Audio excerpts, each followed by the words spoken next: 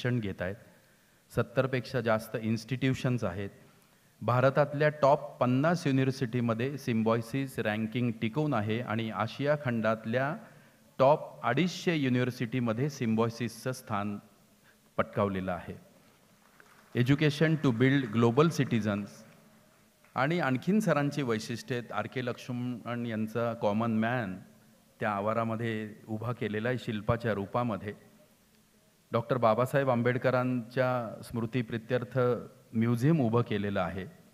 सरांना पद्मश्री, पद्मभूषण, जीवन गौरव, फाय फाउंडेशनचा पुरस्कार, फर्ग्युसन गौरव पुरस्कार, महाराष्ट्र गौरव पुरस्कार अशा विविध पुरस्कारांनी सन्मानित करण्यात आलेलं आहे. नुकताच त्यांचा 90वा वाढदिवस झाला. परमेश्वराने दीर्घायुष्य दिलेलं आहे आणि अशा व्यक्तीला खरोखरच 100पेक्षा जास्त वर्षाचं आयुष्य द्यावं, ज्यांनी शिक्षण क्षेत्रामध्ये खरोखर क्रांती घडवायचा प्रामाणिक प्रयत्न केलेला आहे. आपले महाकवी कुसुमाग्रज म्हणायचे की 75ला अमृताची उपमा का देतात, तर 75 नंतर मानवी जीवनात उपमा देण्यासारखं काही राहत नाही आणि म्हणून त्याला अमृत म्हणतात अशासाठी की 75 नंतर काही व्यक्ती आपल्या कर्तृत्वाने अमृत म्हणजे कधीही मृत न पावणाऱ्या कक्षेत जाऊन बसतात. त्या कक्षेमध्ये आपल्या कर्तृत्वाने गेलेले पद्मभूषण डॉक्टर शांब मुजुमदार सर. मी सनी निमणना विनंती करतो आपण सरांचा सन्मान करावा आणि त्यानंतर सरांचं मनोगत आपण ऐकू.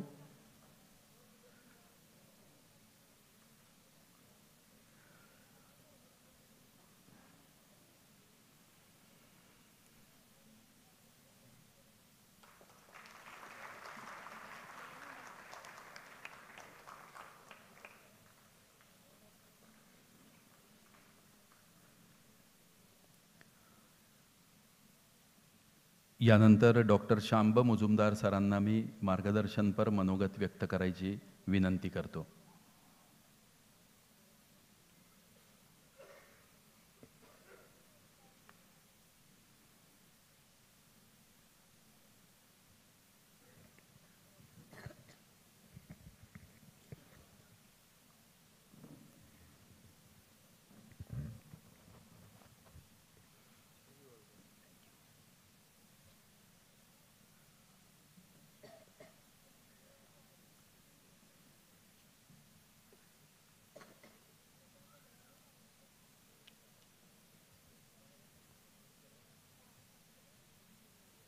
सर्वांना माझे मनपूर्वक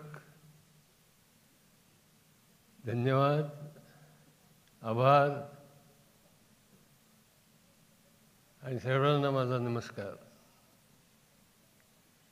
सर्वप्रथम विनायकराव निमण यांना मी अभिवादन करतो आणि त्यांच्या प्रित्यर्थ नावाच्या प्रित्यर्थ सनीचा जो उपक्रम चालू केला आहे त्याबद्दल त्याचे मनापासून आभार मानतो. आपल्या वडिलांच्या स्मरणात वडिलांचा वारस म्हणून काय करावं याचं उत्कृष्ट उदाहरण सनी तू आहेस. आणि याचं कारण असं की व्यक्तीच्या जीवनात, कुटुंबामध्ये, राज्यामध्ये आणि देशामध्ये जर उन्नत व्हायचं असेल, विकसित व्हायचं असेल तर मित्रांनो दोनच गोष्टी पाहाव्यात. पहिली गोष्ट म्हणजे गुणवत्तापूर्ण शिक्षण आणि दुसरी गोष्ट म्हणजे उत्तम आरोग्य. मला अतिशय आनंद होतो की या दोन्ही गोष्टीमध्ये सनीने लक्ष घातलं आणि विनायकरावांच्या वारस म्हणून त्यांनी या माध्यमातून समाजसेवा सुरू केलेली आहे. इथं खूप निरनिराळ्या क्षेत्रातील व्यक्ती जमलेले आहेत. आमदार अर्जुन खोतकर,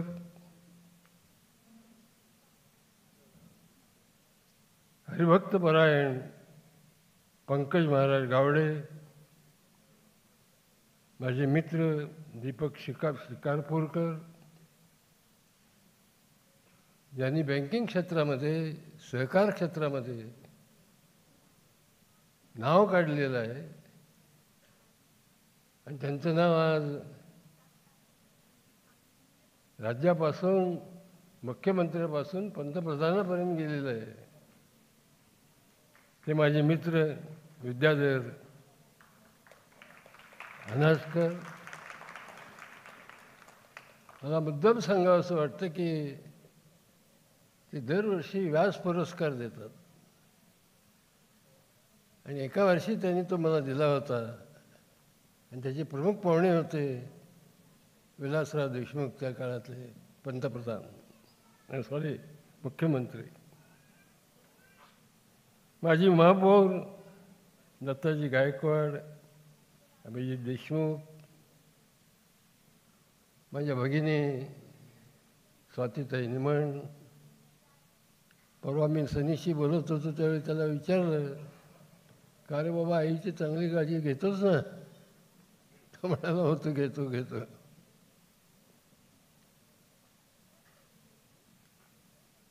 मगाशी निवेदकानं सांगितलं की या पारितोषिकाची एकूण रक्कम 40 लाख होती. मित्रांनो, विचार करा, 40 लाख रुपये शिष्यवृत्ती म्हणा, स्कॉलरशिप म्हणा, दिली जाते. ही आर्थिक मदत आहे का? मला वाटतं ती आर्थिक मदत नसावी. मग काय? तर विद्यार्थ्याची, गरीब विद्यार्थी, त्याची आर्थिक परिस्थिती, गुणवत्ता, त्या विद्यार्थ्याची प्रत्यक्ष मुलाखत घेऊन त्या विद्यार्थ्याला या शिष्यवृत्ती दिली जाते आणि त्याच्या पाठीवरती एक थाप सनीकडून दिली जाते. हेच विद्यार्थी इथं बसलेले आहेत, छोटे छोटे विद्यार्थी आहेत, त्यामध्ये मुली आहेत. मला त्यांच्या डोळ्यामध्ये, मित्रांनो, राज्याचं आणि देशाचं भवितव्य दिसतं. हेच विद्यार्थी उद्याचे देशाचे आणि राज्याचे आशा स्थान आहे. आणि म्हणून ज्या विद्यार्थ्यांना विनायक निमण स्कॉलरशिप, शिष्यवृत्ती मिळाली, त्यांचं मी अभिनंदन करतो आणि त्यांना मी माझ्या शुभेच्छा देतो.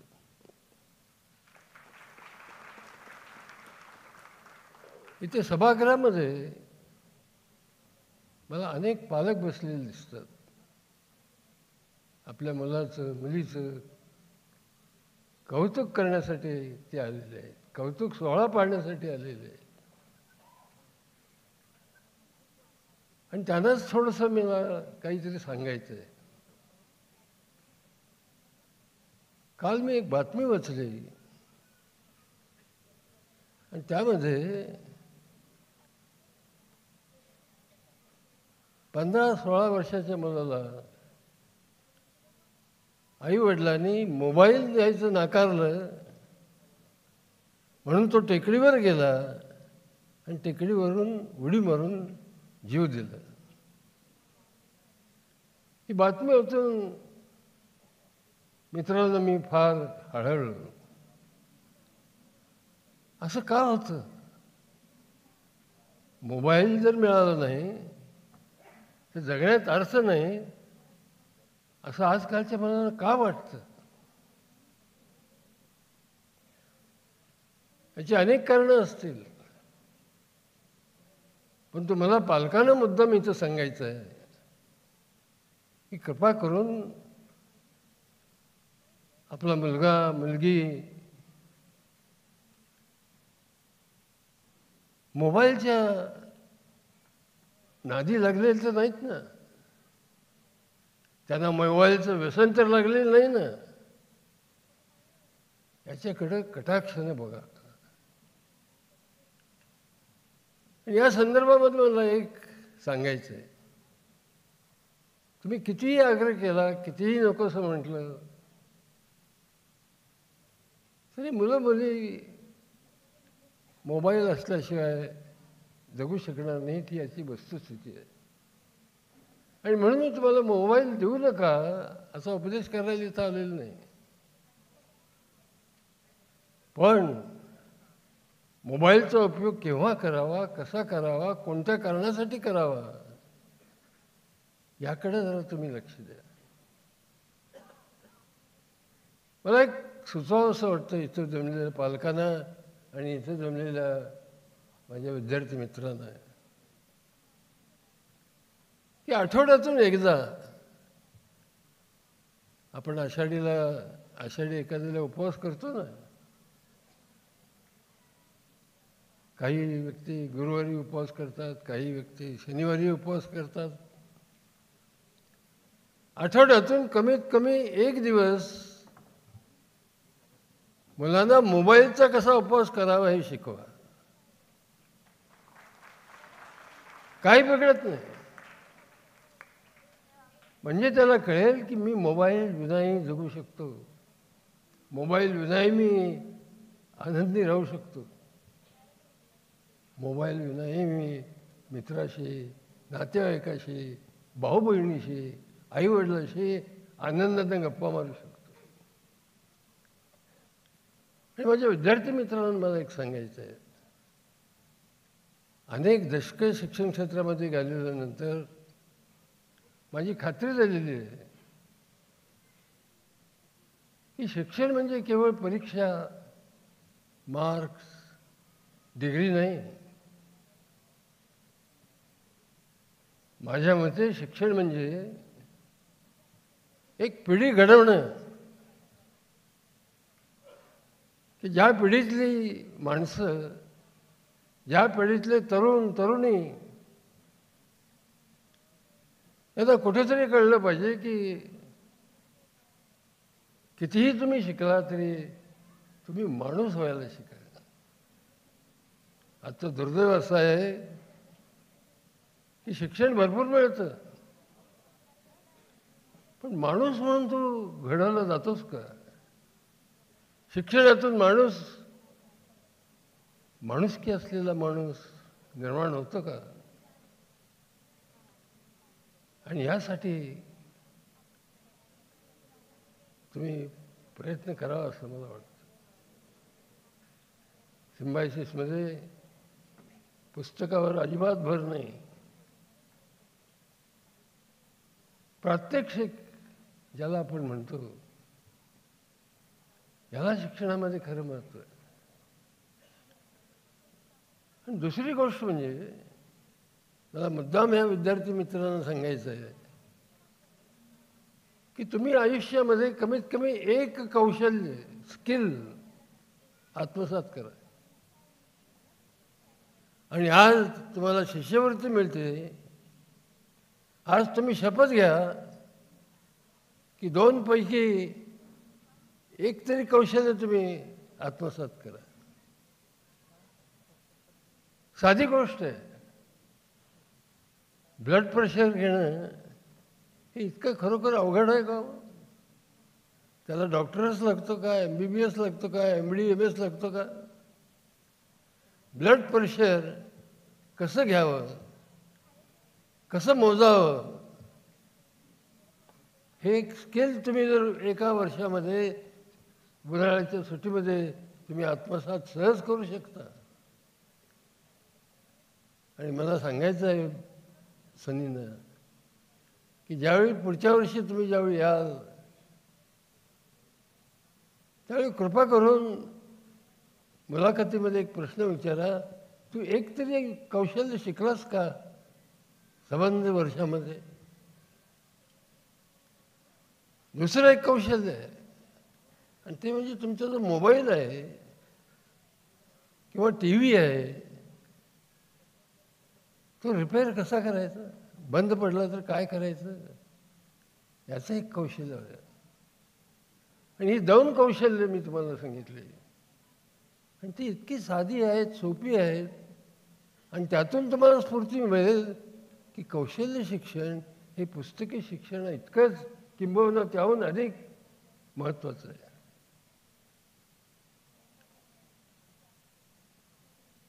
भारत देश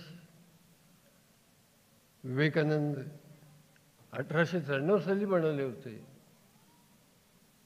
की 20वे शतक हे पाश्चात्यांचं होतं.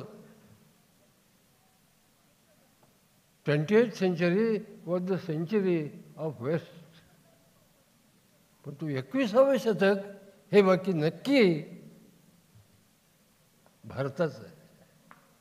आणि मित्रांनो, स्वामी विवेकानंदांनी जी भकितं केली त्यापैकी सगळी अक्षरशः खरी झालेली.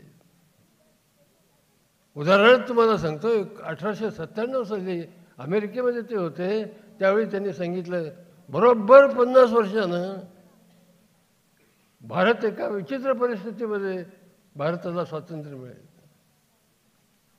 आणि बरोबर 15 ऑगस्ट 1947 साली भारताला स्वातंत्र्य मिळालं. ते जर बघितलं खरं झालं तर 21वा शतक हे भारताचं असेल आणि भारत हा विश्वगुरू होईल, हे विवेकानंदांचं स्वप्न खरं होईल. याच्यावरती आपण सगळ्यांनी विश्वास ठेवावा, श्रद्धा असावी आपली.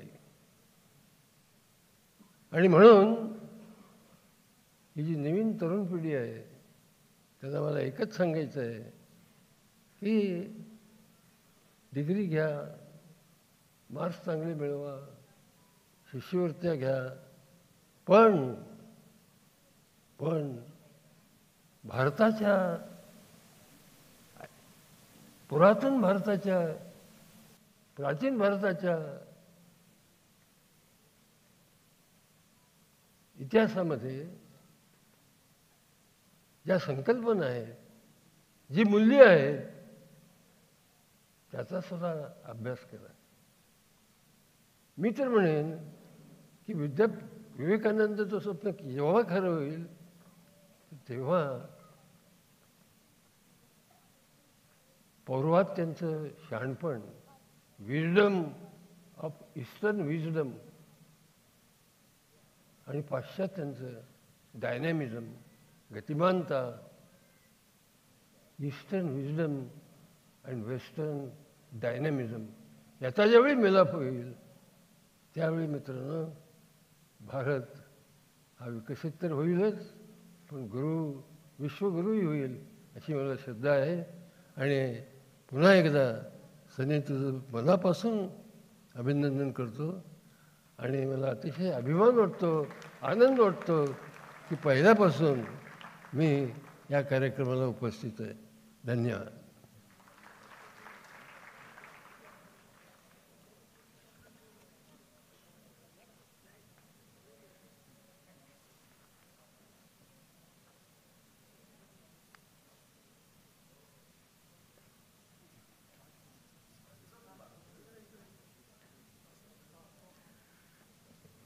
डॉक्टर मुजुमदार सरांचा या विद्यार्थ्यांच्या बरोबर आपण दोन्ही बाजूच्या विद्यार्थ्यांच्या बरोबर फोटो यानंतर घेणार आहोत.